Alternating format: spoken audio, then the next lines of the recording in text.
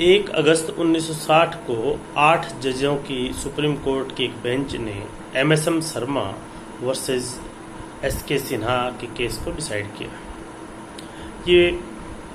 Supreme court का एक landmark judgement है और इसे freedom of speech and expression की अगर बात करें तो सर्चलाइट न्यूज़पेपर केस के नाम से भी जाना जाता है।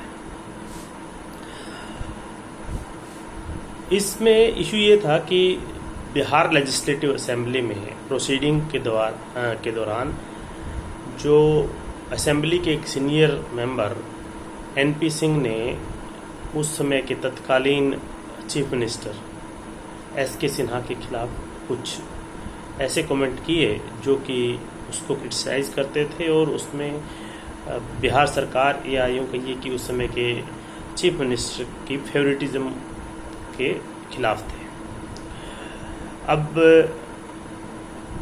जैसे 30 मई को ये प्रोसीडिंग हुई और 31 मई को जो पटना का अंग्रेजी का अखबार सर्चलाइट था उसमें ये प्रोसीडिंग जो की त्यों पब्लिश कर दी गई। लेकिन जो लेजिस्लेटिव असेंबली की जो प्रोसीडिंग्स पब्लिश हुई वो कुछ महीनों बाद एडिटिंग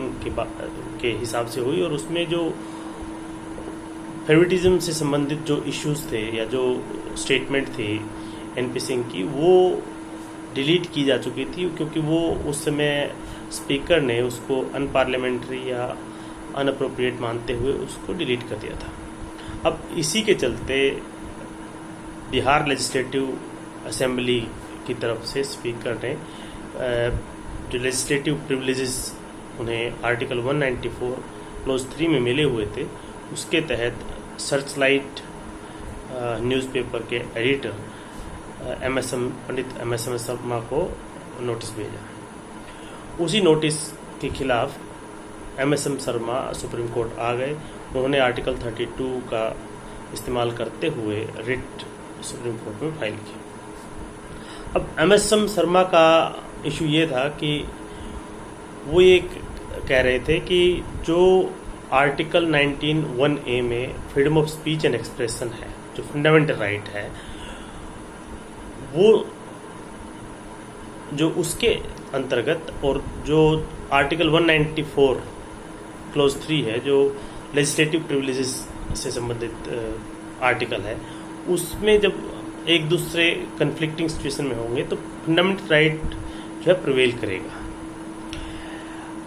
तो 1958 में सुप्रीम कोर्ट की 5 जजेस की बेंच शुरू में बैठी और उसने पूरा जो इंग्लैंड की जो हाउस ऑफ कॉमन की पार्लियामेंट्री प्रिविलेजेस से संबंधित जो हिस्ट्री है उसको एक्सप्लेन करते हुए और freedom of speech and expression के केसेस को रेफर करते हुए भारत के सुप्रीम कोर्ट ने मेजोरिटी से ये डिसाइड किया कि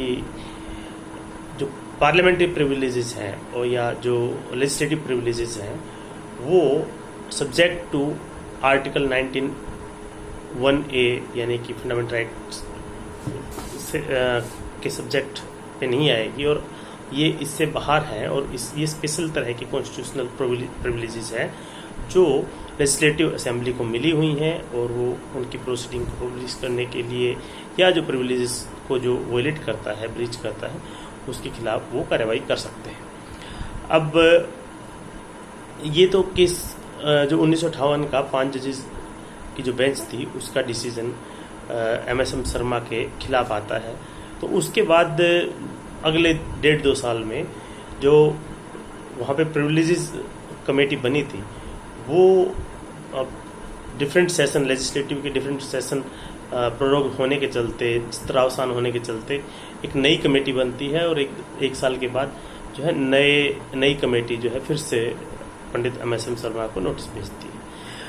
पंडित एमएसएम शर्मा फिर से सुप्रीम कोर्ट आते हैं और वो कहते हैं कि जो 1958 का जो केस है, जो 5 जजेस की बेंच ने जो डिसीजन दिया था मेजोरिटी से, वो गलत डिसीजन है और उनका जो क्वेश्चन था वो आर्टिकल 19(1)(a) विज़ आर्टिकल 194 क्लोज 3 नहीं था, बल्कि उनकी पब्लिश करने की अथॉरिटी से संबंधित था कि वो पब्लिश कर सकते हैं कि नहीं, जिस तरह से जो कंटेंट था। इस पर सुप्रीम कोर्ट फिर से एक बात, दो बातें कहता है। एक इशू तो इसमें यह है कि जो आर्टिकल 19(1)A जो freedom of speech and expression है वो फंडामेंटल राइट है, लेकिन जो पार्लियामेंट्री प्रिविलेजेस की बात है और स्पेसिफिकली स्टेट के मामले में जब आएगी तो लेजिस्लेटिव प्रिविलेजेस हैं, वो एक सेपरेट तरह का राइट है जो लेजिस्लेटिव असेंबली के स्पीकर का और लेजिस्लेटिव असेंबली के मेंबर्स के राइट हैं, और उसको जब ब्रीच करते हैं तो उसके ब्रीचिंग के चलते जो लेजिस्लेटिव असेंबली है वो प्रिविलेज मोशन लाते हुए जो भी ब्रीच करता है उसके खिलाफ कार्रवाई कर सकते हैं। दूसरी बात उन्होंने ये कही कि सुप्रीम कोर्ट जो है अपना जो पुराना जो डिसीजन है